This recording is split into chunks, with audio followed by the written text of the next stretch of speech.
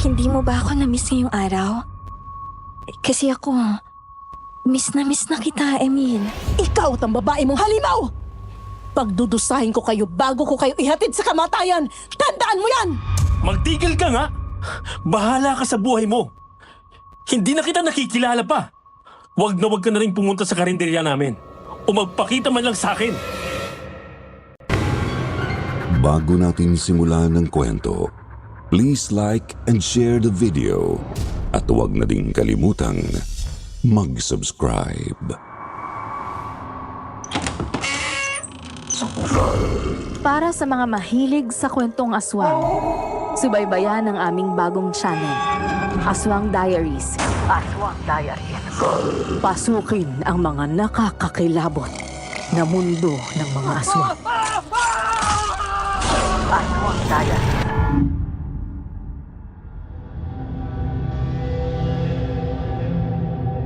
Ako si Emil at mahilig akong magluto. Sa katunayan dito sa baryo namin, ako ang pinakamagaling. Gustong-gusto ng lahat ang mga niluto ko kaya araw-araw ding puno ang karinderya na pinatayo ko kasama si Mama. Hindi ko may tatanggi na dahil sa galing ko kaya lumaki ang ulo ko at halos sarili ko na lang ang iniisip ko parati. Hindi ko napansin na masyado na akong naging bulag at mayroon na pala akong nasaktan. Isang tao pa na walang ginawa kundi ibigin lang ako. At dito nagsimula ang lahat kung paano ang isang umiibig sa akin at ang iniibig ko ay muntik nang kunin ang buhay ko. Emil, anak. Handa na ba ang mga gamit, pati mga pampalasa? Baka meron tayong nakalimutan, ha? Okay na, Ma.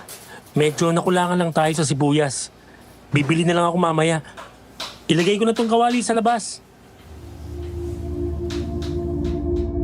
Araw ng fiesta sa amin noon at nakaugalian na ng pamilya naming magkaroon ng isang maliit na performance bilang pagdiriwang. Kadalasan sa loob ako nagluluto. Pero kapag tuwing fiesta ay doon ako sa labas ng bahay namin kung saan nandoon ang karinderya. Hindi naman lahat ay niluluto ko sa labas kundi ang espesyal na putahe lang naming kare-kare.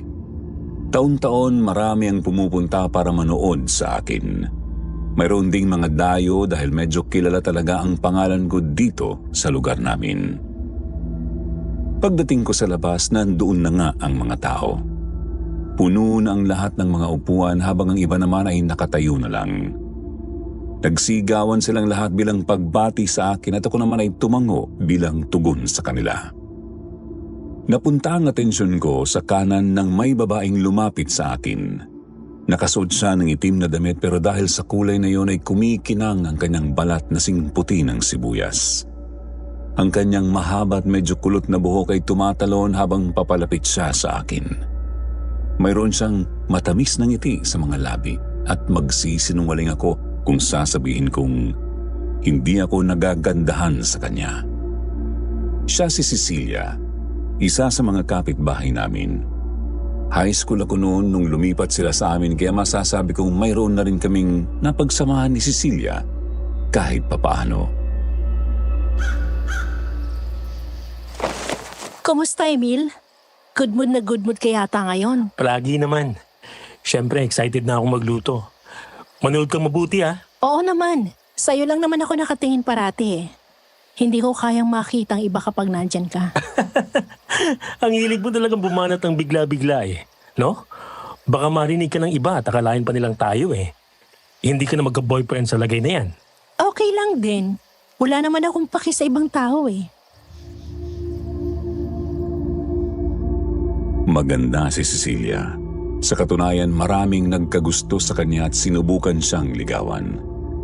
Isa na roon ang pinsan kong si Irsan. Pero lahat sila ay binasted lang ni Cecilia nang walang pagdadalawang isip. Ni hindi man lang binigyan niya ng pagkakataon ng mga lalaking ito para patunayan ang sarili nila. Kaya ang laging nagiging komento sa kanya ay maganda sana pero suplada lang daw. Hindi raw namamansin kapag sinusubukang kausapin ng ibang lalaki at palaging nagsusungit kapag kinukulit siya.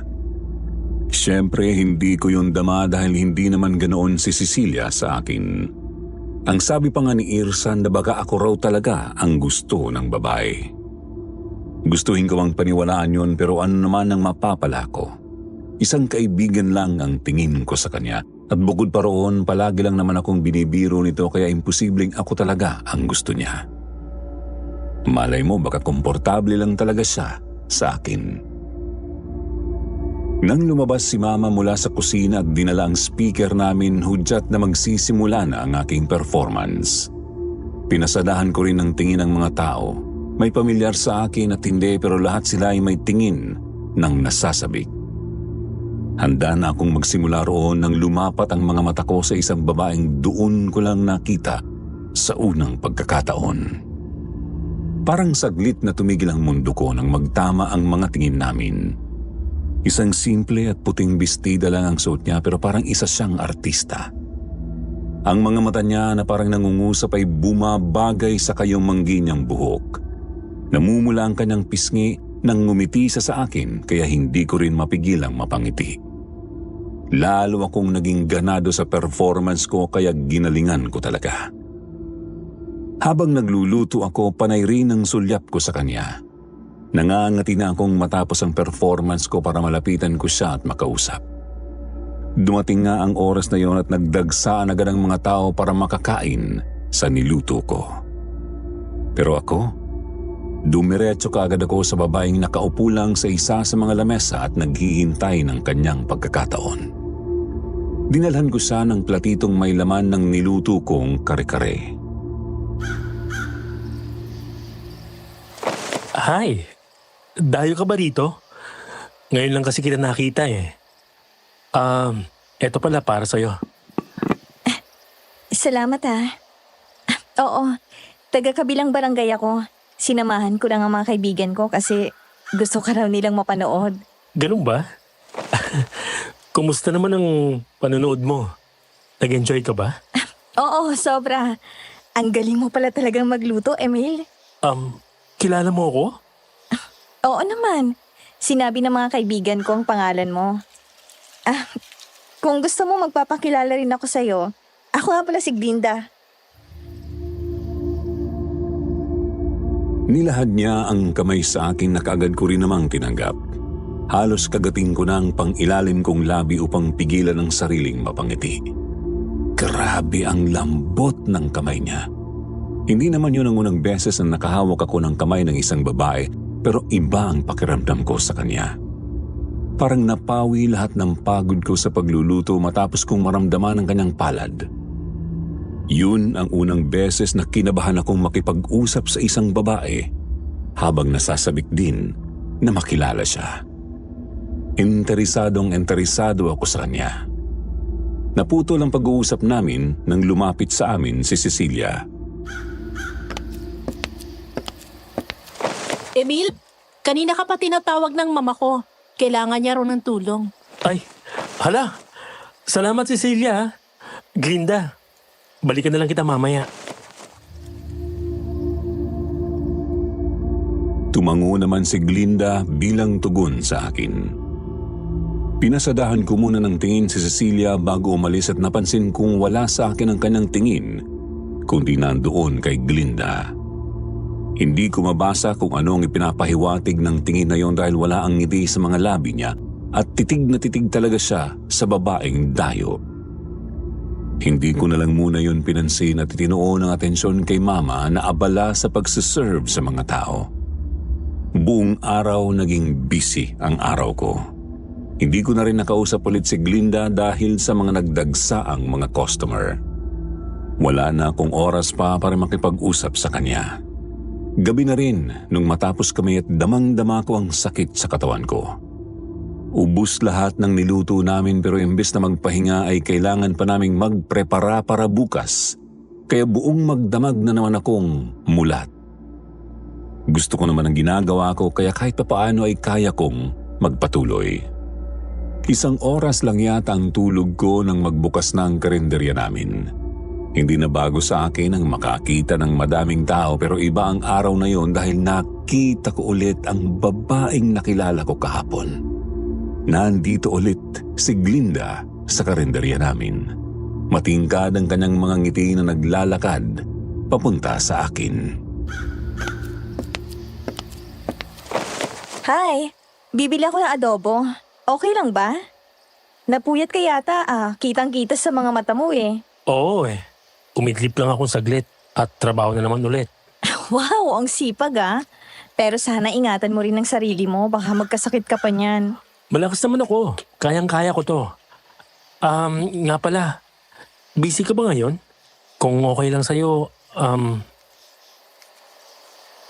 Hindi ko matapos-tapos ang sasabihin ko noon dahil sa kaba. Gusto ko sanang yayain siyang lumabas pero nagdadalawang isip ako dahil baka masyado akong mabilis. Subalit para bang nabasa niya ang nasa isip ko at ngumiti sa akin. Gusto mo tayong lumabas? Okay lang naman sa akin. Pero pwedeng bukas na. Gusto ko kasing maging presentable tingnan para sa'yo. maganda ka naman ngayon pero... Sige, bukas. Labas tayo bukas. Emil! Cecilia? Bakit ka sumisigaw? Nagulat naman ako sa'yo. Kakapasok lang ni Cecilia sa karinderya at mabilis ang kanyang mga lakad na papunta sa amin. Salubong ang kanyang mga kilay pero nung makarating siya ay napalitan ito ng isang ngiti. Ngayon ay magkatabi na si Glinda at Cecilia. Ikaw ba yung babaeng kausap ni Emil kahapon? Oo, Glinda nga pala. Ikaw, anong pangalan mo? Di mo na kailangang malaman. Basta taga rito lang din ako. Magkapit bahay kami ni Emil. Emil? 2 serving nga ng kare-kare mo? Oo. Eto na. Nagmadali ako sa pag-serve ng kare-kare kay Cecilia dahil may kakaibang umusbong na pakiramdam sa pagitan nila. Hindi ko maipaliwanag pero parang may babigat na presyon. Kapag ako ang kausap ni Cecilia, nakangiti naman siya sa akin at maayos ang tono ng boses. Ngunit kapag kay Glinda, napakasungit. Kung paano niya patingnan ang babae mula ulo hanggang paa ay parang hinuhusgahan niya ang buong pagkatao nito. Kita ko sa mga mata ni Glinda na hindi siya komportable pero pinili niya pa ring ngumiti. Ceci, eto na. Bilib talaga ako sa'yo kung kumain. Napakalawak ng appetite mo. Masarap kasi ang niluto mo eh. Sinubukan kong pagaanin ang ere sa pagitan nila pero nandoon pa rin talaga. Hawak-hawak na ni Cecilia ang 2 serving sa 2 kamay at aalis na sana ito pero bumangga siya sa braso ni Glinda.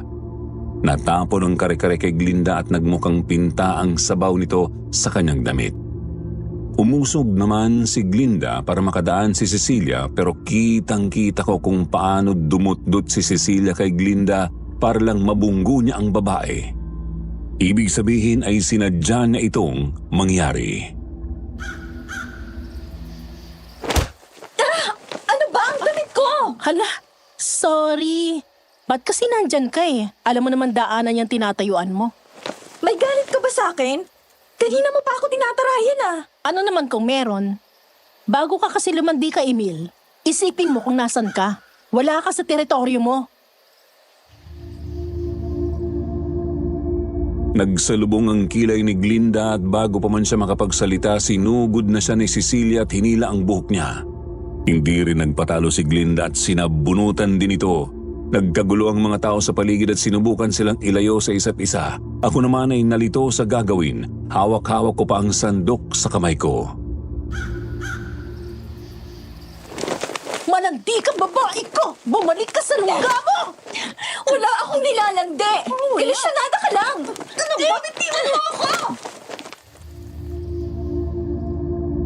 Dahil ayaw magpaawat ng 2, bumangga na sila sa isa sa mga lamesa. Kagad na napaalis doon ang kumakain dahil natumba ito at ganoon din ang 2 babae. Tatayo na sana si Glinda pero hinila ni Cecilia ang damit niya. Kamuntikan na itong mapunit. Hindi ko na natiis pa ang nakikita ko kaya tumakbo na ako sa pagitan nila. Cecilia, tumigil ka na! Ano ba sa tingin mo ang ginagawa mo? Pumasok na ako sa usapan dahil hindi ko na gusto ang lumalabas sa bibig ni Cecilia. Napatingin na rin ang ibang customer sa amin. Pinagitnaan ko silang dalawa upang mapalayo sila sa isa't isa. Dahil sa ginawa ko, kitang-kita ko ang pamimilog ng mga mata ni Cecilia. Halatang hindi inaasahan ang sinabi ko. Kinakampihan mo bang babaeng yan, Emil? Oo, dahil sumusobra ka na. Alam kong sinadya mong itapon sa kanyang ulam. Ano? Anong ibig mong sabihin? Aksidente yun! Please lang, Ceci. Huwag ka nang magkunwari. Sunod ding nagsalita ang ibang mga nakakita sa nangyari at itinuro si Cecilia. Nabalot ng pamumula ang mukha ng babae at mukhang tinablan siya ng hiya sa kanyang ginawa. Kahit na nakonsensya ako sa ginawa ko, tama lang iyon sa kanya dahil napahiya niya si Glinda na wala namang ginawa sa kanya. Nang ibalik ni Cecilia ang tingin niya sa akin ay salubong na ang mga kilay niya. Sa unang pagkakataon, napalunok ako dahil sa kaba. Yun ang unang beses na tiningnan ako ng ganoon ni Cecilia. Nakakuyom ang dalawa niyang kamay at para ng kamatis sa pula ang mukha niya pati na ang kanyang leeg. Kita ko ang mga luha sa mga mata niya na nagbabadyang tumulo. Tinatrato kitang tama, Emil. At itong ibabalik mo sa akin, isa kang taksil. Sisiguraduhin ko magsisisi ka sa ginawa mo. Taksil? Kailan kita pinagtaksilan? Taksil ka! Pinaasa mo lang ako! Bago pa man ako makasagot, nagmadali nang umalis si Cecilia sa karinderya namin. Kaagad kong tiningnan ang kalagayan ni Glinda pero natigilan din ako nang mapansin ang dilim ng kanyang tingin. Wala sa akin kundi sa direksyon ng papalayong si Cecilia. Hindi ko rin to papalampasin. Buisit na babae ka. Glinda, ayos ka lang ba? Maiit pa naman yung kare-kare. Sana hindi ka napaso. Ibinalik naman ni Glinda sa akin ang tingin niya. Napawi ang madilim niyang titig at napalitan ng isang mahinahong ekspresyon. Animo, isa lang guni-guni ang nakita ko kanina. Kahit na ganoon, kita ko pa rin ang nagkagulo niyang buhok at nadumihan niyang damit. Bakas sa ekspresyon niya ang sakit sa sabunutan nila kanina. Pasensya ka na, Glinda. Medyo may pagkamasungit talaga yung si Ceci eh. Hindi ko lang in-expect na pati ikaw susungitan niya. Okay lang. Maraming salamat pero kailangan ko nang umalis. Papalitan ko pang damit ko. Magkita na lang tayo bukas, ha? Pinanood ko si Glinda na naglalakad na paalis. Hindi ko mapigilang mainis ng sobra kay Cecilia dahil sa ginawa niya. Gusto ko sana siyang kausapin patungkol dito pero hindi ko pa pwedeng iwan ang karinderya namin lalo na't wala si Mama. Nilinis ko kaagad ang kalat na nagawa nila at humingi ng pasensya sa mga nadamay. Kay aga-aga pa pero parang nawalan na ako ng gana. Hindi maalis sa isipan ko si Glinda. Hindi ko may tatanggi na excited ako para sa lakad namin bukas pero hindi ko rin mapigilang mag-alala. Baka hindi niya ako siputin dahil sa ginawa ni Cecilia. Kinagabihan ay ganun pa rin ang estado ng iniisip ko. Nakatulala ako sa kusina habang iniisip kung ano ang pwede namin gawin bukas ni Glinda. Gusto ko siyang makilala at gusto ko ring humingi ng paumanhin sa kanya sa nangyari kanina. Alam kong masama ang loob niya at tinatago niya lang kaya bago pa man lumala iyon, dapat makabawi ako bukas. Hindi ko pa naranasang makipag-date sa kahit sino kaya wala akong ideya kung ano ang magandang gawin. Ma, may suggestion ka ba na pwedeng gawin sa isang date? Lalabas kasi ako bukas kasama si Glinda, yung babaeng dayo na nagpunta kahapon. Eh di kung anong gusto niyong dalawa. Pumunta ka nga muna sa tindahan nila, Japet. Wala na naman tayong asin. Sagutin mo muna ng maayos ang tanong ko. Abay, malay ko sa date ninyong yan. Ikaw ang lalaki, di ikaw ang dapat mag-isip. O siya, sige na. Pumunta ka na sa tindahan, bilisan mo na. Napakamot na lang ako sa buhok ko at iniwan ang hinihiwa kong sili. Kumuha muna ako ng flashlight bago lumawas ng bahay namin. Kagad akong napahaplos sa braso ko nang sumalubong sa akin ang lamig. Dapat pala nag-jacket ako nung gabing yon. Tahimik na ang kalsada namin kaya rinig na rinig ko ang mga yabag ng paa ko sa lupa. Napaangat ang aking tingin sa kalangitan at makulimlim ito. Wala akong makitang mga bituin at ang buwan ay natatabunan ng itim na mga ulap. Dahil sa kondisyon ng panahon, pakiramdam ko ay bumigat din ang puso ko.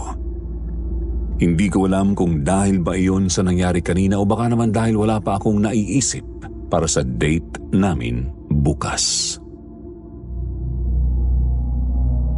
Napakamot ako sa ulo at nagpatuloy na sa paglalakad. Subalit, napatigil ako nang makarinig ng boses sa likuran ko. Para lang itong mga pagbulong kaya nagmukhang malayo ang pinanggalingan ng boses. Lumingon ako sa aking likuran pero isang tahimik lang na kalsada ang bumungad sa akin. Tinuon ko rin ang flashlight sa gilid ko kung saan naroroon ang mga matatayog na kawayan. Nagbabaka sakaling nandoon ang boses. Tumindig ang mga balahibo ko sa katawan nang wala akong makita ngunit ang boses ay palakas ng palakas para itong boses ng isang malaking langgam sa gabi. Ang problema, hindi ko alam kung ano. Binalik ko ang tingin sa daan at doon sumalubong sa akin ang isang lumilipad na nilalang. Bumangga ito sa akin dahilan para mawalan ako ng balanse at matumba. Hindi ako nakagalaw nang makita ko ang mga matutulis niyang kuko na nakadagan sa aking mga braso. Sa mukha ko ay ang mga likido naman na tumutulo at nagmumulayon sa bibig ng nilalang. Tumakas ang kaba sa dibdib ko at kaagad na napasigaw ng titigan ako nito sa mata. Pulang-pula ang malalaki nitong mata at parabang ninudngod sa grasa ang buhok nitong singtigas tingnan ng isang bato. Aswang! Isang halimaw! Sa takot ko ay kaagad akong nataranta. Kaagad akong nagpumiglas hanggang sa matamaan ng kamao ko ang kanyang mukha. Doon niya ako binitiwan at umalis sa pagkakadagan sa akin at bago pa man ako makatayo, lumipad na siya palayo sa akin. Mukhang pupunta ito sa isang direksyon. Sinundan ko iyon ng tingin at papunta sa purok kung saan naroroon ang bahay ni Cecilia. Naiwan akong nakaupo at nakatitig sa kawalan. Ang flashlight kong nabitiwan ay nakaharap sa akin. Iniilawan ang mukha kong nilubayan na ng kulay. Napahawak ako sa puso ko dahil sumasakit ito sa bilis ng tibok nito. Halos hindi mag-sink in sa utak ko noon ang nakita ko. Bukod doon, mayroon pa akong napansin na isang bagay. Ang mukha ng nilalang na yon ay kamukha ni Glinda. Iba man ang anyo niya pero nandoon pa rin ang bahid ng mukha ni Glinda sa nilalang. Subalit hindi ko kayang paniwalaan yon. Masyado akong pinangunahan ng takot kaya hindi ako sigurado kung tama pa ba ang nakikita ko. Kinuha ko lang flashlight at magpapatuloy na sana pero hindi mawala sa isipan ko ang nilalang. Hindi matatahimik ang utak ko hanggang sa hindi ko na ako kumpirma kung tama ba talaga ang nakita ko. Kaya imbes na magpunta sa tindahan ay nagtungo ako sa direksyon na pinuntahan ng aswang, sa purok nila Cecilia. Nanginginig ang mga paa kong naglalakad pero kahit papaano ay dahan-dahan na akong kumalma. Hanggang sa makarating ako sa bahay ni Cecilia. Patay lahat ng ilaw sa bahay nila at parabang walang tao. Lalampasan ko na sana ang bahay nila nang makarinig ako ng isang kalabog mula sa loob. Napatitig akong muli roon hanggang sa ilang sandali ay nagbukas ang pinto. Iniluwa roon si Cecilia na nakasimangot, sa lubong ang mga kilay at gulo-gulo ang buhok. May hawak siyang kandila sa kamay. Napatigil siya sa paglalakad nang makita ako. Lalong nalukot sa sama ang ekspresyon ng mukha niya bago siya lumapit sa akin. Anong ginagawa mo rito? Hihingi ka ba ng tawad? Kung oo, gawin mo na kagad. Bibigyan pa kita ng isang pagkakataon. Tawad? Ba't ako hihingi ng tawad sa'yo? Wala naman akong kasalanan. Wala? Ha? Hindi ba kasalanan ang ginawa mo sa akin kanina? Ang malanding babaeng yun ang kinampihan mo. Nang banggitin niya yon ay bumalik sa isipan ko ang nangyari kaninang umaga. Ang kabang nararamdaman ko ay napalitan ng inis. Balak ko pa naman sanang kausapin ng maayos si Cecilia at ayusin ito, pero sa tono ng pananalita niya sa akin ay ginalit niya lamang ako. Wala akong planong magpakumbaba sa babaeng kagaya niya. Cecilia, ayos ka lang ba? Alam nga namang ikaw ang kampihan ko kung ikaw naman ang nauna. Pinahiya mo si Glinda. Pinahiya mo rin ako, Emil. Ba't siyang inuna mo? Hindi ba't bago mo lang siya nakilala? Ba't mo siya kinakausap? Ba't mo siya tinititigan? Ba't nasa kanyang tingin mo?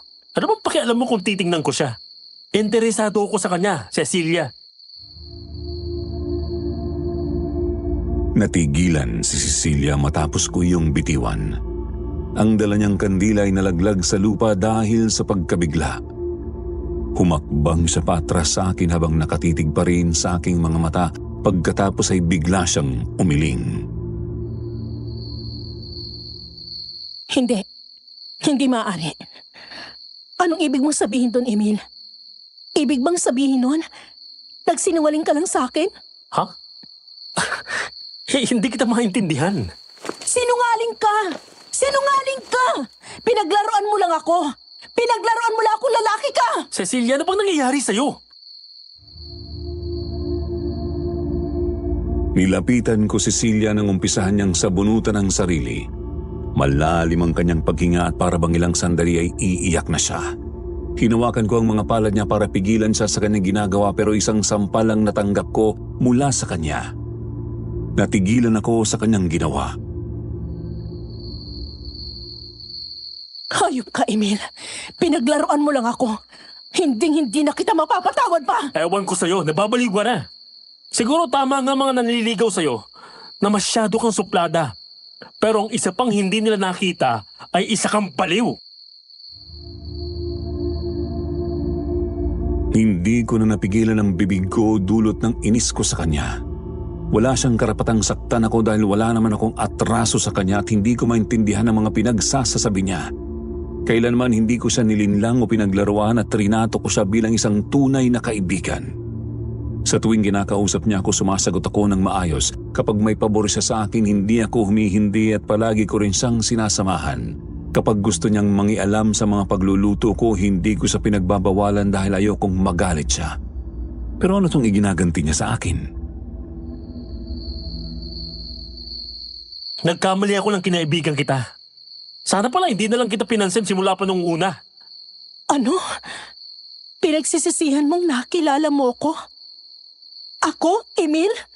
Ako at hindi si Glinda? Oo, ikaw. At huwag mo lang idamay pa si Glinda sa usapan. Ba't mo ba siya palaging sinasali? Wala naman yung nagawang mali sa'yo.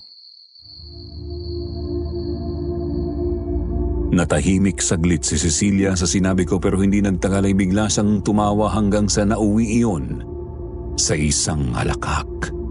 Umalingaw-ngaw ang boses niya sa paligid at habang tinitingnan ko sa noon ay nagmukha talaga siyang isang bruha. Hindi ko lubos maisip na ang Cecilia na palaging nakangiti at palabiro sa akin ay nagbago sa isang iglap at naging isang agresibo at baliw na babae. Maling-mali ang ginawa niyang pagpapakita sa iyo at lapitan ka. Humanda ka, Emil. Gaganti ako. Papatayin ko kayo, mga hayop kayo! Magtigil ka nga! Bahala ka sa buhay mo. Hindi na kita nakikilala pa. Wag ka na rin pumunta sa karinderya namin. O magpakita man lang sa akin. Tumalikod na ako at iniwan si Cecilia roong mag-isa. Bumalik ako sa tinahak kong daan at nagpunta na sa tindahan para bumili ng asin. Tuluyang nawala sa isipan ko ang aswang na nakita ko hanggang sa makabalik ako sa bahay namin. Sinalubong kaagad ako ni Mama na may kunot ang noo, pagkatapos ay tinuro niya ang pisngi ko. Oh, anong nangyari dyan? At saka, ba't bang dumi mo? Bumili ka lang naman ng asin. Bakit nagbukha kang umakyat ng bukid? Wala lang to. Natumba lang ako. Nilampasan ko na si Mama at nagtungo sa kusina para ipagpatuloy ang ginagawa ko kanina. Habang kumikirot ang sampal ni Cecilia sa pisngi ko ay nagpaulit-ulit din sa isipan ko ang sinabi niya sa akin. Nababaliw na talaga siya para pagbantaan ako ng ganoon. Bukod pa roon parang hindi siya nakikinig sa mga sinabi ko kanina at para bang may sarili na siyang konklusyon sa mga nangyari. Kaagad akong nagkibit balikat nang tumindig ang balahibo ko sa kilabot nang maalala ang kanyang mukha. Sana bukas ay hindi niya ako guluhin at hindi na rin siya magpakita pa sa akin. Late na akong nakatulog noon. Hindi nagtagal ng ilang oras nang magising ako bigla sa isang haplos sa aking pisngi. Sa pisnging sinampal ni Cecilia. Napamulat kaagad ako noon pero bumungad lang sa akin ang madilim na kwarto ko. Pipikit na sana ako ulit subalit biglang sumakit ang puso ko. Para bang sumisikip ito at hindi makatibok ng maayos. Napahawak ako sa dibdib ko noon habang sinusubukang pakalmahin ang sarili nang maramdaman ko na namang may mga palad na humahaplos sa akin. Ngunit sa pagkakataong ito ay sa balikat ko na. Napunta ang tingin ko sa tabi ko at halos tumigil ang paghinga ko roon nang makita si Cecilia yun. Nakahiga siya sa aking tabi at nakangisi sa akin ng madilim. Walang buhay ang mga mata niya bukod sa kulay itim. Anong ginagawa mo sa kwarto ko? Nahihibang ka na ba talaga? Emil, wag mo naman ako itulak palayo. Hindi ko kakayanin. Hindi ko kaya mawala ka sa akin, Emil. Emil, mahal na mahal kita. Hindi mo ba yun maramdaman? Mahal mo ko? Emil, Ano ba pinagsasabi mo? Lumabas ka sa kwarto ko. Sabi na wag mo ako itulak palayo eh! Sumigaw ng pagkalakas-lakas si Cecilia gamit ang matinis niyang boses at muntik nang sumabog ang bungo ko sa hilo. Bigla niya akong dinaganan, lalo pang sumikip ang dibdib ko sa ginawa niya kaya lalo akong nahihirapang huminga. Umalis ka! Magbabayad ka! Hindi kita mapapatawad sa ginawa mo! Hindi ko na natapos ang sasabihin ng sakalin niya ako. Ramdam ko ang mga kuko niyang bumabaon sa balat ko. Sinubukan kong tanggalin ang mga kamay niya pero para siyang isang lalaki sa lakas ng kanyang kapit sa akin. Paulit-ulit ang kanyang pagsigaw habang ako ay naghihingalo na. Kaunti na lang at titirik na ang mga mata kung hindi lang bumukas ang pinto ng kwarto ko at inilabas doon si Mama. Umalingaw-ngaw ang boses ni Mama sa tenga ko dahilan para mapamulat ako. Nawala na si Cecilia sa tuktok ko. Si Mama ang nakita ko sa aking tabi at alalang-alala ang mukha niya. Nasaan na si Cecilia, Ma? Walang Cecilia, anak. Binabangungot ka lang. Kanina ka pa sigaw ng sigaw kaya pinuntahan kita dito sa kwarto mo. Ho? Nananaginip lang ako? Napahawak ako sa leeg ko dahil damang-dama ko pa roon ang mabigat niyang palad. Inabutan ako ni Mama ng tubig at nang makasigurong kumalma na ako ay iniwan na niya ako. Nahiga na rin ako pabalik noon para matulog ulit. Mabuti na lang at nakatulog din ako kaagad. Subalit paggising ko hindi naging maganda ang pakiramdam ko. Napahalukip-kip ako sa kama dahil para akong binuhusan ng tubig sa lamig. Ang lalamunan ko rin ay namamaga kaya paos na paos ang boses ko at halos hindi ako makapagsalita. Ang pisnging sinampal ni Cecilia kagabi ay humahapdi rin. Hindi ko may paliwanag bakit naging ganito dahil hindi naman sobrang lakas nito para humapdi hanggang ngayon. Pinikit ko na lang ang mga mata ko at piniling matulog ulit para makapagpahinga pero hindi rin nagtagal nang gisingin ako ni Mama. Mayroon daw naghihintay sa akin sa labas. Anong sabi mo, Ma? Si Glinda?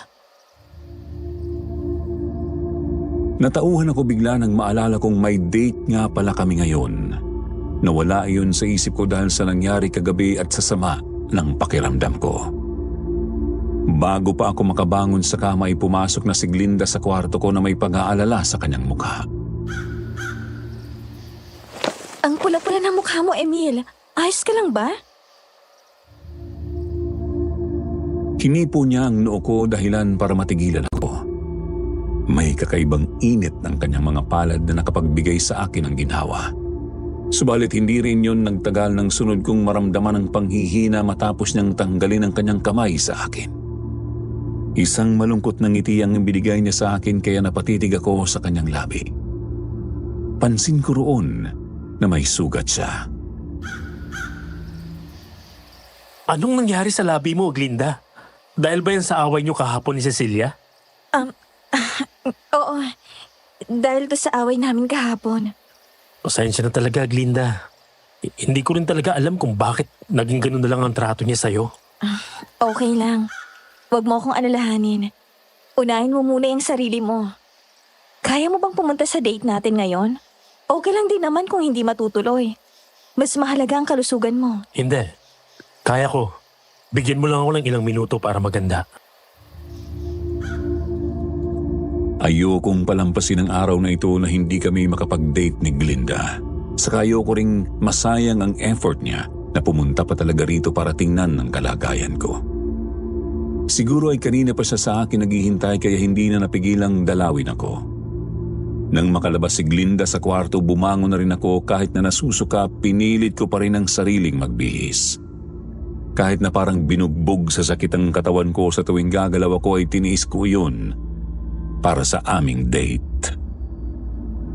Nagpaalam ako kay Mama bago kami tuluyang lumabas ni Glinda. Nagpunta kami sa mall at namasyal sa mga gusto niyang clothing store. Marami siyang mga ikinikwento sa akin at kahit gusto kong mangtugunan lahat ng salita niya ay hindi ko magawa dahil nasusuka ako sa tuwing nagsasalita ako. Kita ko rin ang pag-aalala niya sa akin. Hinawakan niya ang kamay ko at hinila papunta sa isang bench. Putlang-putla ka na, Emil. Gusto mo bang umuwi na tayo? Hindi, ayos lang. Kaya ko pa namang tiisin. Nako, ang tigas din naman ang ulo mo, no? Sige, kung yan ang gusto mo. Pero magpahinga muna tayo saglit. Sinabihan ako ni Glinda gamit ang kanyang kamay na humiga ako sa kanyang lap. Nagdadalawang isip pa ako pero ginawa ko rin naman dahil masakit talaga ang katawan ko. Pagkahiga ko ay nakatulog kaagad ako. Habang nananaginip ako, umaalingaw-ngaw sa tenga ko ang malumanay na boses ni Glinda na parabang kinakantahan niya ako. Hindi ko kayang pigilan ang sarili kong malunod sa boses niya. Sa bawat tunog na naririnig ko ay parang may parte ng katawan ko ang kumakawala sa akin. Sumusuko sa ugoy ni Glinda. Ayaw ko nang magising noon at manatili na lang ganoon, subalit naalala kong nasa labas nga pala kami. Nakakahiya sa mga taong dumadaan na natutulog ako sa lap ng isang babae. Nang magising ako, kaagad akong bumangon na pinagsisihan ko rin dahil labis na pagkahilo ang naramdaman ko. Hinawakan kaagad ako ni Glinda upang suportahan. Para nang umiikot ang sahig sa paningin ko at sa tuwing tumitingin ako sa mga tao ay nagmistula silang parang panaginip sa akin dahil hindi ko na makita ng maayos ang mukha nila sa pandidilim.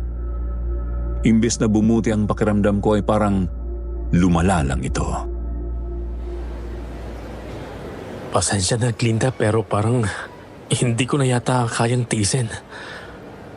Sorry talaga, ha? Kailangan ko nang umuwi. Okay lang, Emil.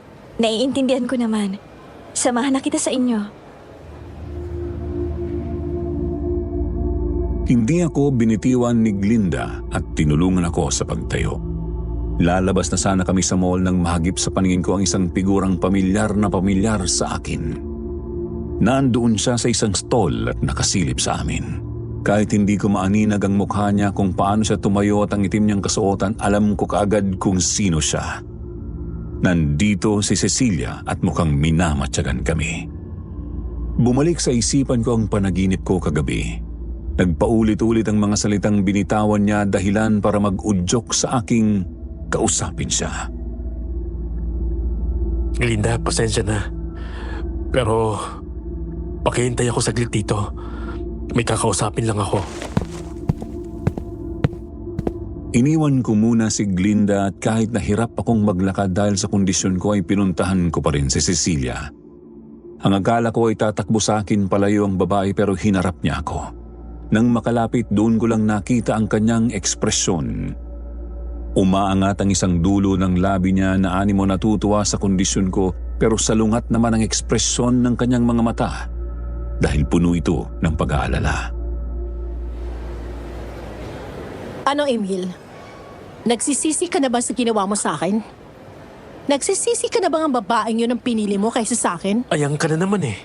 Ano bang ibig mong sabihin dyan? Bakit kung makapagsalita ka ay may kasalanan akong ginawa sa'yo? Dahil meron.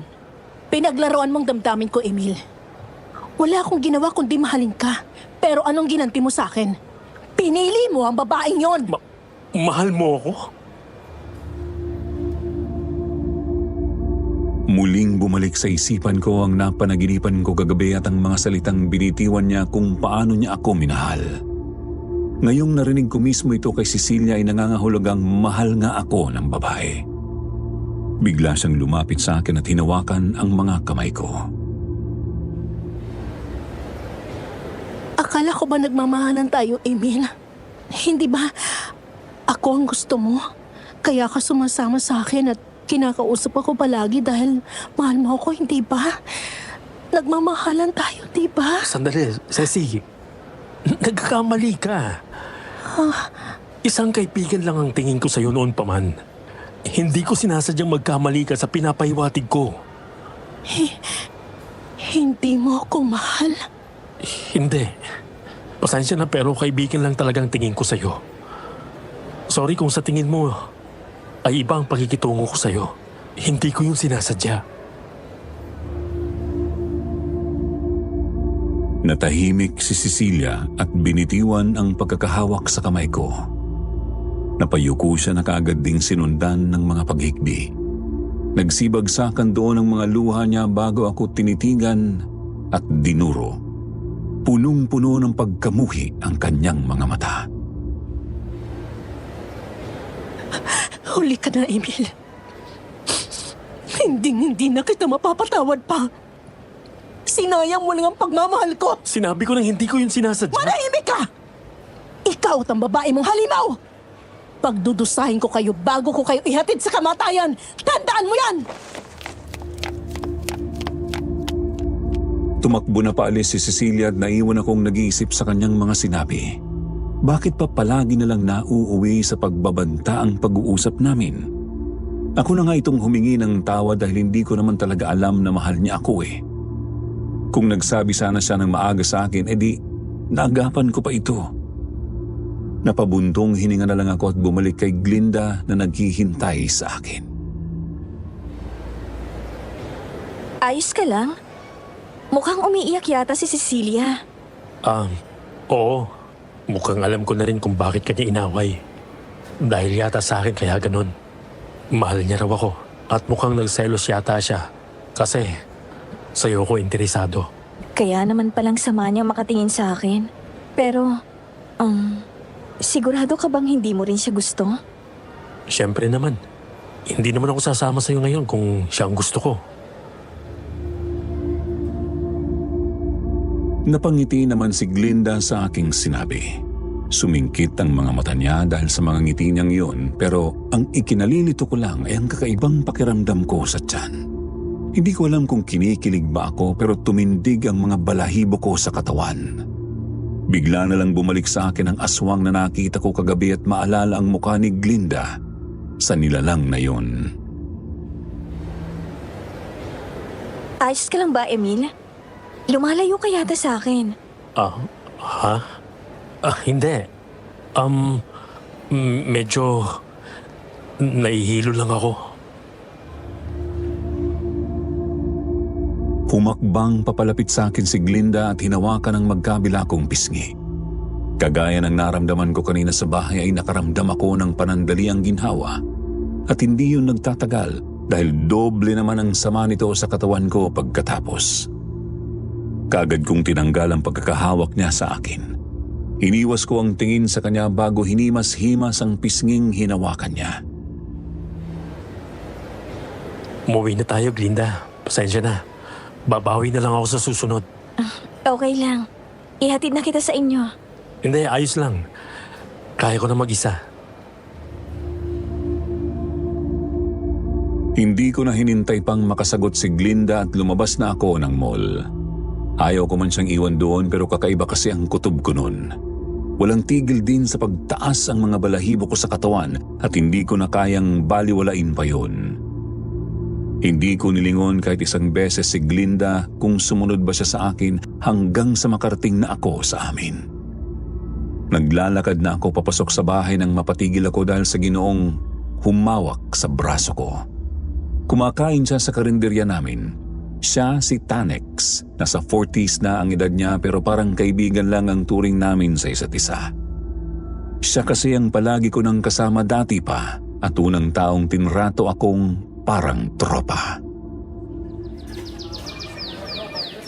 Grabing mukha yan ah. Para kang sabog. Ang init-init mo pa. Wala ako sa mood makipagbiruan ngayon. Sensya na. Inalis ko ang pagkakahawak niya sa akin at maglalakad na sana pero pinigilan niya ulit ako. Nilingon ko siya gamit ang pagod kong ekspresyon. Kaunti na lang talaga at bibigay na ang katawan ko. Ano bang kailangan mo? Kapag yan walang kwenta, may iinis talaga ako. Doon naman galit ka agad. May sasabihin lang ko sa'yo. Sabi kasi ng kapatid ko sa akin, kasama mo raw yung babae sa kabilang barangay. Glinda ba yung pangalan? Bakit? Anong problema mo sa kanya? Wala akong problema pero sabi kasi ng kapatid ko sa akin, medyo may pagkalalakiro daw yung si Glinda. Marami na raw naging jowa pero walang nagtatagal. Saka Tumayo muna si Tanex sa inuupuan niya at lumapit sa akin. Tumingin muna siya sa paligid bago bumulong sa akin ng isang impormasyong nakapagbigay kaba sa aking dibdib. usap-usapan daw sa kanila na may lahi daw yung aswang. Sabi nila yung mga nagiging jowa niya raw ay lahat namamayat ng sobra. Hindi ko alam kung totoo pero mas mabuti nang mag-ingat ka. Pagkatapos iyong sabihin ni Tanex sa akin ay bumalik na siya sa pagkain. Ako naman ay pumasok na rin sa loob ng bahay. Dumiretso kaagad ako sa kwarto dahil gustong-gusto ko na talagang humiga nun. Para nang hahatiin sa dalawang ulo ko sa sakit at hindi ko na rin halos makita pa ng maayos ang paligid dahil sa hilo at pandidilim ng paningin ko. Mabilis akong nakatulog noon dahil sa pagod na nararamdaman ko. Dahil naman sa pagod na nararamdaman ko ay dinalaw ako ng isang bangungot. Pumasok na naman si Cecilia sa panaginip ko at katulad yun kagabi na sinasakal niya ako. Ang ekspresyon ng kanyang mukha ay gustong-gusto na talaga akong patayin. Nagising ako na hinahabol ang paghinga at naliligo ng pawis. Nakailang tulog at gising ang nagawa ko buong araw at mukhang lalo lang iyong nakalala sa sitwasyon ko. Maagang sinara ni Mama ang karinderya para alagaan ako dahil hindi pa rin talaga bumuti ang kalagayan ko. Uminom na ako ng gamot at ilang beses na rin akong pinahira ng basang bimpo pero hindi pa rin talaga bumababa ang lagnat ko. Nagsisimula na ring mag-alala si Mama at sinuwestiyon niyang dalhin ako sa ospital. Huwag na muna, Ma. Ipagpabukas na lang natin. Baka mawala rin tong nararamdaman ko. Masyado ko rin talagang pinagod ang sarili ko nung nakarang niya. Ang nasa isip ko noon ay baka fatigue lang ito dahil sa sunod-sunod na mga araw na wala akong tulog. Kahit naggaano pa kalakas ang katawan ko mukhang tuluyan na nga itong bumigay. Walang nagawa si Mama kundi sundin ang gusto ko dahil matigas din naman kasi itong ulo ko at ayaw na makinig sa kanya. Nung gabing yun, tinabihan ako ni Mama sa pagtulog para alagaan ako. Nagdasal ako na sana bumuti na ang kalagayan ko bukas pero nagising ako sa madaling araw na ganoon pa rin ang pakiramdam. Mas lumala pa nga dahil hindi ko na maramdaman pa ang mga kamay at paa ko. Para bang wala na akong lakas. Pumasok sa isipan ko ang sinabi sa akin ni Tanex kaya hindi ko mapigilang mapatanong. Paano kung may kinalaman si Glinda sa nangyayari sa akin ngayon? Yung nararamdaman kong panandali ang ginhawa sa tuwing hinahawakan niya ako. Paano kung isa iyon sa mga paraan niya para kunin ang lakas ko? Subalit wala akong pruweba para patunayan yun. Saka baka masyado lang talaga akong kinakain sa lagnat ko, kaya kung ano-ano na lang ang naiisip ko. Ma? Pwede pa akong kumain? Nagugutom kasi ako eh. Nagising si Mama dahil sa akin at dali-daling bumangon para magluto ng makakain ko. Isang simpleng lugaw lang ang pinakain niya sa akin dahil masyado pang maaga para kumain ng mga mabibigat sa tiyan na pagkain. Kahit papaano ay napawi ang panghihina sa katawan ko. Pero ayun nga, hindi pa rin talaga ako makabangon. Kahit na itaas ko ang dalawang kamay ko ay hindi ko magawa. Hanggang sa dumating ang umaga, nananatili lang akong nakatitig sa kisame namin. Naputo lang ang tingin ko roon nang tawagin ako ni Mama. Naghahanap daw sa akin ang babaeng kasama ko kahapon. Kaagad naman akong kinabahan noon kahit na hindi ko pinaniniwalaan si Tanek sa sinabi niya mas mabuti nang maging maingat. Bukod doon ayaw ko rin muna siyang makita dahil sa kakaiba kong pakiramdam sa kanya. Noong una okay naman siya para sa akin pero pagkatapos nung aswang na nagpakita sa akin, hindi na ako mapakali sa kanyang tabi. Ma, pwede bang pakisabi na bumalik na lang siya sa susunod? Ayoko pa kasi makipag-usap sa kahit na sino. Tsaka, ang miserable ko ngayon. Pagod na pagod ang katawan ko. Sumang-ayon naman si Mama sa gusto ko dahil siya rin ay ayaw munang may bumisita sa akin at baka sumamalang lalo ang pakiramdam ko. Buti na lang, hindi nagpumilit si Glinda at umalis din kaagad. Kaya tahimik akong nakapagpahinga sa kwarto nang walang kahit na isang istorbo. Buong araw, pagtulog at pagkain lang talaga ang nagawa ko. Subalit nang sumapit ang hapon, nagagawa ko ng igalaw ang mga braso ko. Nandoon pa rin ang taas ng lagnat ko, pero ang lakas ko ay dahan-dahan nang bumabalik. Isa na siguro sa dahilan nun ay hindi ko inaayawan ng pagkain at ang pag-inom ng tubig kaya lumalaban ang katawan ko. Ang problema ko na lang talaga ay ang hilo at ang lagnat ko. Dahil tulog ako buong araw hindi ako makatulog kinagabihan noon. Napagod si Mama kasi wala siyang katulong sa karinderya kaya naman bagsak siya sa tabi ko at humihilig pa. Sinubukan ko ng bumangon at sa awa ng Diyos ay tuluyan ko nang nagawa. Hindi ko binigla ang sarili ko at dahan-dahan na naglakad papuntang salas. Uupo na sana ako sa sofa nang mapansin ko ang nakaawang na pinto namin. Mukhang nakalimutan yata yung ilak ni Mama, kaya lumapit ako roon. Isasara ko na sana pero ewan ko ba at may tumutulak sa aking lumabas kaya nagpunta ako sa karinderya namin. Naupo ako sa isa sa mga upuan at pinakinggan ang tahimik na paligid.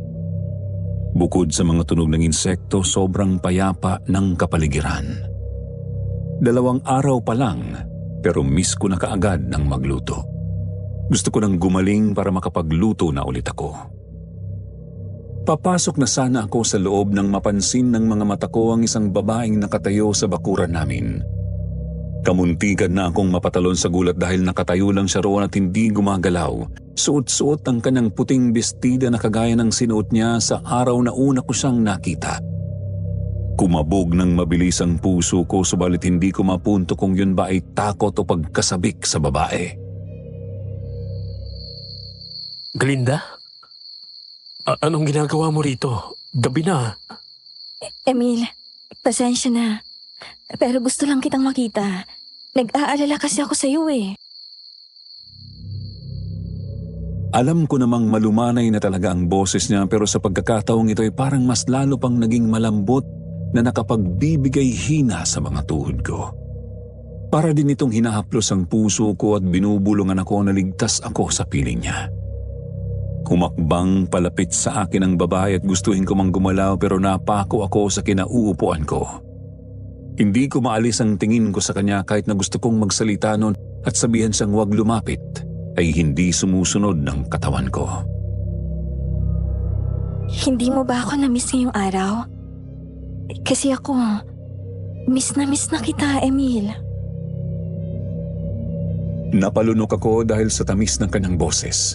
Bumibigay ako sa kanya at kaunti na lang talaga ay parang mawawala na ako sa katinuan. Hanggang sa tuluyan siyang makalapit sa akin.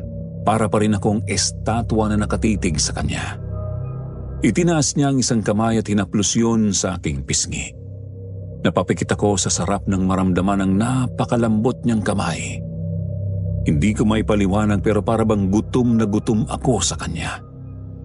Bukod pa roon, nanunuot ang mahalimuyak niyang pabango na mas lalo lang nakapagpapabaliw sa akin. Hindi mo ba ako na-miss, Emil? Miss kita ng sobra, Glinda. Ikaw lang babaeng nakapagparamdam sa akin ng ganito.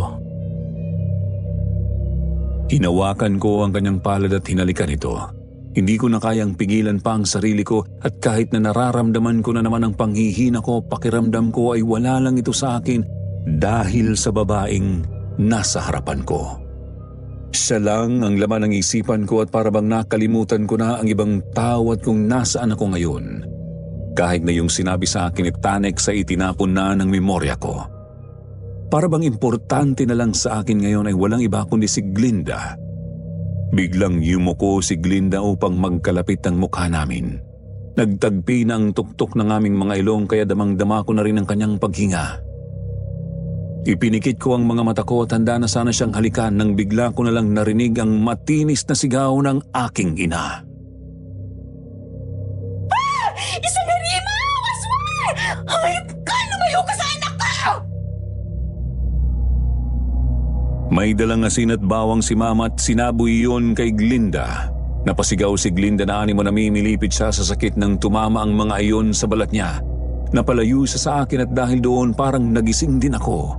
Pagtingin ko muli sa kanya ay nag-iba na ang hitsura niya. Hindi na yun ang Glinda na nakita ko kanina. Nabalot ng balahibo ang buo niyang mukha at kakaiba na rin ang hugis ng kanyang katawan. Hugis ng isang halimaw. Mahahaba at matutulis ang kanyang mga kuko. Nakalabas din ang kanyang pangil at umaangil sa amin. Doon ko napagtanto na nilinlang ako ni Glinda. Muntik na niyang kunin ang buhay ko kung hindi lang dumating si Mama.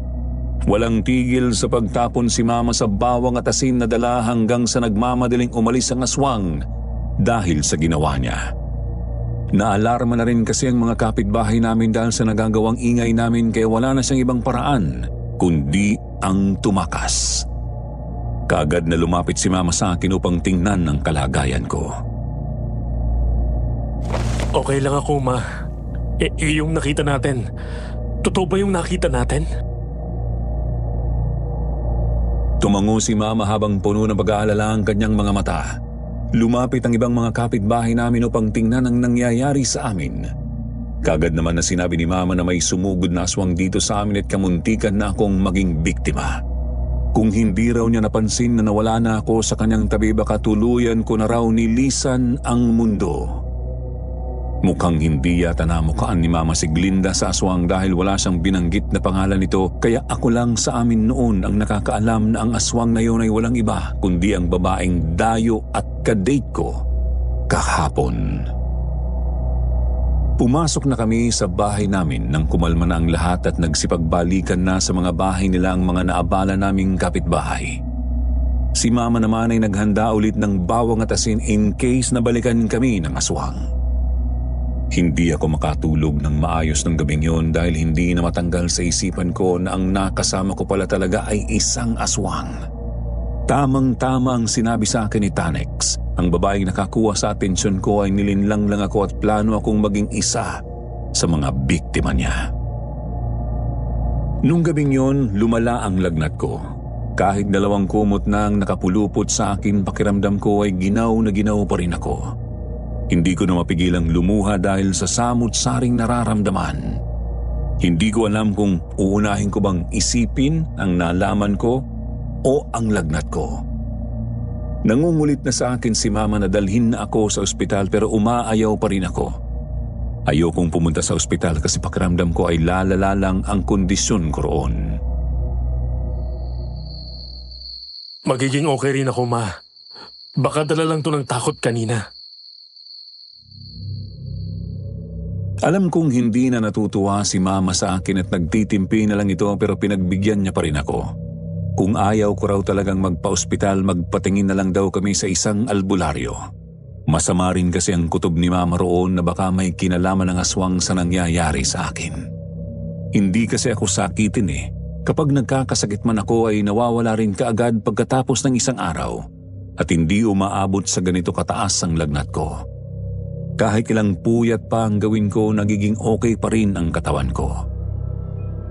Natulog ako nung gabing yun pero kaagad ko ring pinagsisisihan ng muli na naman akong dalawin ng babae na kapagbibigay rin ng pagod sa isipan ko. Napabuntong hininga ako nang makita ko ang sarili kong nakaupo sa sofa at kaharap ko si Cecilia. Tumigil ka na, Ceci! Napapagod na ako sa'yo! Sinabi ko lang hindi na kita mahal! Hindi sumagot si Cecilia at tinitigan lamang ako mula ulo hanggang paa. Pansin ko rin ang pag-iiba ng kanyang mukha. Ang balat niya sa pisngi niyang maumbok ay parang tinakasan na ng laman. Ang kanyang mapupulang labi at masiglang mata ay napalitan na ng walang buhay na aura. Nanginginig din ang kanyang mga kamay na may mga kukong itim na itim, animo galing siyang maghukay sa maputik na lupa. Bakas sa kanyang pagod pero may gana pa rin siyang ngumiti sa akin. Isang ngiting may lihim na lagim, isang ngiting may binabalak sa akin. Tandaan mo ito, Emil. Hanggat sa mamatay ka, ako ang maaalala mo. Ako lang at wala nang iba. Nababaliw ka na! Tumindig ang balahibo ko sa katawan nang magsimula siyang humalakhak. Nagpanting sa tenga ko ang nakaririndi niyang tawa. Ayokong panoorin ang kanyang mukhang para ng bruha pero hindi ko naman kayang ipikit ang mga mata ko. Para niya akong kontrolado. Nang humakbang siya papalapit sa akin, wala na akong nagawa kundi hayaan siya sa kanyang gagawin. Bigla siyang kumandong sa akin habang ang kanyang mga kamay ay ipinulupot niya sa aking leeg. Kumabog ng mabilis ang puso ko nang haplusin niya ang pisngi ko papunta sa aking leeg. Hindi ko nagugustuhan ang mga titig na ibinibigay niya sa akin. Titig na parabang matagal na siyang naghihintay na mahawakan ako ng ganito. Emil, ikaw lang gusto ko. Wala na ako ibang inisip sa araw-araw kundi dumating ang araw na angkinin mo ako, Emil. Hinawakan niya ang aking kamay at inilapit iyon sa kanyang dibdib. Kagad akong nataranta at nais ko yung tanggalin pero hindi nakikinig ang katawan ko. Hinahaplos niya roon ang aking mga palad na animo matagal na niyang gustong maranasan. Sunod niyang idinikit ang kanyang katawan sa akin hanggang sa marinig ko sa aking tenga ang kakaibang tunog mula sa bibig niya. Tuluyan akong naistatwa nang ipasok niya ng dahan-dahan ang aking kamay sa ilalim ng kanyang damit. Dumampi sa akin ang mainit niyang balat dahilan para hindi ko mapigilang sumigaw. Tumigil ka, Cecilia. Umalis ka sa harapan ko. Lumayo ka sa akin. Gustong-gusto kita, Emil. Gustong-gusto ko ang mga haplos mo sa akin. Akin ka lang. Pwede ba yun? Nahihibang ka na. Tulong! Emil. Tulungan niyo ako! Sigaw ako ng sigaw pero parang natatapon lang sa kawalan ng aking boses. Walang nakaririnig sa akin. Walang nakakakita sa ginagawa ni Cecilia sa akin. Hindi rin ako makaalis dahil sa katawan kong ayaw makinig sa akin. Tuluyan na akong naluha nang hawakan niya ang magkabila kong pisngi at hagkan ako. Ramdam ko ang mapupusok niyang halik sa akin na parabang uhaw na uhaw siyang matikman ako. Nabalot ng kalituhan ang isipan ko hanggat sa tuluyan akong magising. Kagad akong napabangon habang habol-habol ang aking paghinga. Para nang kakawala ang puso ko sa bilis ng tibok nito at ang damit ko ay basang-basa na dahil sa pawis. Napalunok ako at kaagad na napahawak sa labi ko dahil ramdam na ramdam ko pa rin ang kanyang balat sa akin na parang totoo ang nangyari. Napahawak na lang ako sa ulo ko dahil pakiramdam ko ay mababaliw na ako ng tuluyan. Hanggang sa magumaga, hindi na ako nakatulog pa ulit sa takot na baka si Cecilia na naman ang makita ko. Hindi pa rin bumababa ang temperatura ko kaya naisipan na ni Mama na magtawag ng albularyo. Iniwan niya ako nung umagang yon at bandang tanghali na nakauwi. Mayroon siyang kasamang isang matandang minsan ko nang nakita rito sa amin. Siya si Mang Fernando. Ang pagkakaalam ko ay minsan na lang siyang lumalabas sa bahay nila matapos mamatay ang kanyang alagang aso. Yun na lang kasi ang kasama niya dahil hindi naman siya nagkaasawa at ang kanyang mga kamag-anak ay nasa malalayong lugar. Lumapit sa akin ang matanda at hinawakan ang aking noo. Pansin ko ang kanyang pag-iling hanggang sa hawakan niya ang pulso ko sa kamay. Ay nako, kawawang bata. Meron ngang marka ng aswang sa'yo. Muntik ka nang magpalinlang, iho. Mayroong itinuro si Mang Fernando sa kamay ko na parang may nakikita siya roon. Hinaplos niya kaagad yon habang may ibinubulong sa kanyang bibig. Pagkatapos ay inilapit niya ang pulso ko sa kanyang bibig at hinipan. Sunod niyang binalik ang atensyon sa ulo ko at marahang hinilot ang aking sentido. Hindi ko maitatangging gumaan ng pakiramdam ko sa kanyang ginagawa. Para bang bumabalik ang lakas ko sa bawat paghilot na ginawa niya. Subalit ang pagkahilo at lagnat ko ay ganoon pa rin at walang pinagbago. Iho, may babae bang gustong makuha ang puso at atensyon mo? Ho? Meron po. Nung nakaraan ko lang din nalaman na may gusto siya sa akin. Bakit po? Nako, ang malas mo sa pagmamahal, iho. Nakikita kong mayroong babaeng gustong-gusto kang angkinin ngayon. Kahit na ikamatay mo pa. Napakunot ang noo ko dahil sa sinabi ni Mang Fernando. Ipinaliwanag niya sa akin na ang nararamdaman kong lagnat ay hindi lang dahil sa pagod ko nitong mga nakaraan, kundi dahil sa isang kulam. Ang babaeng gustong-gusto raw ako ay galit na galit ngayon dahil sa selos na may iba akong nagugustuhan. Matagal na raw akong minamatsagan ng babaeng ito at nang makitang may iba akong natitipuhang babae, hindi siya nagdalawang isip na kulamin ako. Ayaw raw niyang mapunta ako sa iba. Masyado na siyang nabalot ng pagmamahal niya sa akin na nauwi na sa obsession. At ang babaeng naiisip ko lang sa mga oras na yun ay walang iba, kundi si Cecilia. Base sa mga banta niya sa akin nung nakaraan, hindi imposibleng siya nga ay may gawa nito sa akin. Tinanong din ako ni Mang Fernando kung lumalabas ba raw sa panaginip ko ang babae.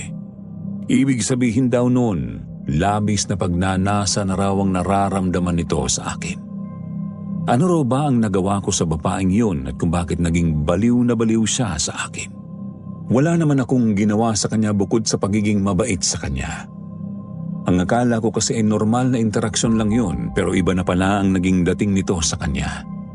Bukod pa roon, hindi rin naman ako mahilig makipag-usap sa mga dalaga, kaya siguro akala niyang iba siya para sa akin. Kahit na ganoon, naiisip ko pa rin na sobra ang ginawa niya sa akin. Pwede naman sana itong pag-usapan, kaya bakit pa humantong sa ganito? Saka hindi ko lubos maisip na isa palang mangkukulam, si Cecilia. Huwag kang mag-alala, iho. Sa tingin ko ay baguhan pa lang ang mangkukulam na ito.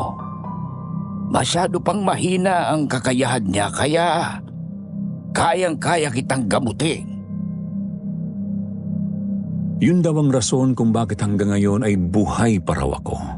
Kung isa raw yung magaling na mangkukulam, baka kahapon pa raw ako natuluyan. Hinilot ng albularyo ang buong katawan ko nung araw na yon habang mayroon din siyang ginawang orasyon sa akin. Bukod doon, mayroon din siyang pinainom sa akin na hindi ko alam pero sobrang pangit ng lasa. Dahil doon ay sumuka ako. Nilabas ko lahat ng mga kinain kong lugaw at kasabay ng pagsuka ko ay parang paglabas din ng init ko sa katawan. 3 araw nagpabalik-balik ang albularyo sa bahay namin at sa mga araw na yon ay dahan-dahan na ring bumuti ang kalagayan ko. Unti-unti nang bumabalik ang lakas ko at bumaba na rin ang temperatura ko. Nandoon pa rin ang pagkahilo pero nagagawa ko ng tulungan si Mama sa pagluluto. Hindi na rin nagpakita pa si Cecilia sa panaginip ko kaya't kahit papaano'y nakakatulog na ako ng mahimbing. Pinuntahan ni Mama ang bahay nila Cecilia noon pero wala na raw silang nadatnan pang tao. Ang akala ng mga kapitbahay nila ay nagbakasyon lang. Pero tumagal ng 2 linggo ay hindi pa rin bumabalik ang pamilya ni Cecilia. Ganoon din pala ang nangyari sa kanila noon. Tahimik lang daw na mangkukulam ang mama ni Cecilia. Pero nabuking daw sila sa dati nilang tinitirhan kaya sila lumipat dito sa amin. Ngayon naman ang kanyang anak ang nakagawa ng kasalanan kaya sila umalis kaagad. Hindi na rin ako nagatubili pang hanapin sila dahil ayoko nang isipin pa si Cecilia. Si Glinda naman ay minsan kong nakikita sa tuwing namamasyal ako kasama ang mga kaibigan ko. Alam kong nakikita niya rin ako pero hindi na niya ako pinapansin. Mayroon din akong palaging bitbit na pangontra sa kanya na ibinigay sa akin ni Mang Fernando kung sakali mang atakihin niya ako. Wala akong pinagsabihan tungkol sa pagkatao niya dahil unang-una, ayokong mag-alala si Mama at magkagulo ang mga kapitbahay namin. Kapag ginawa ko yun, baka magalit sa akin si Glinda at guluhin na naman ako.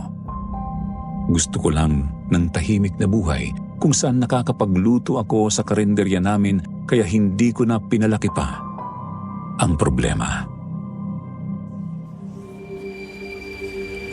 Pagkatapos ng mga karanasang iyon, naging mailap na rin akong kumausap ng mga babaeng lumalapit sa akin sa takot na baka may masama na naman silang balak sa akin. Yun din ang dahilan kung bakit hanggang ngayon, hindi pa rin ako nagkakaroon ng girlfriend. Wala rin naman yung problema sa akin basta ang mahalaga ay masaya ako sa buhay ko at nagagawa ko ang gusto ko, ang magluto. Hanggang dito na lang din ang kwento ko, Sir Jupiter. Maraming salamat po sa mga tagapakinig ng Sitio Pangil. Naway nag-enjoy kayo sa pakikinig.